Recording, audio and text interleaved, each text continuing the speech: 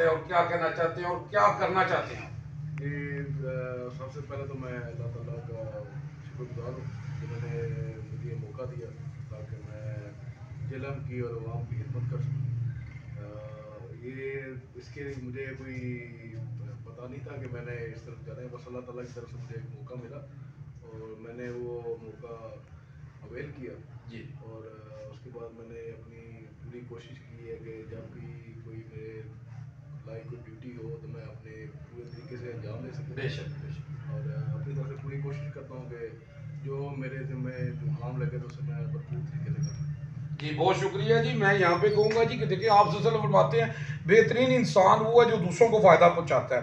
तो मौला अली फरमाते हैं, किसी ने पूछा कि इंसान और जानवर में फ़र्क क्या है, तो मौला अली फरमाते हैं कि इंसान वो होता है जो दूसरों को फ़ायदा पहुँचाता है। तो इस तरह के काम करने चाहिए जी। अप्रिशिएट करते हैं हम इनको जी। यूजी न्यूज़ जावा जी जेलर।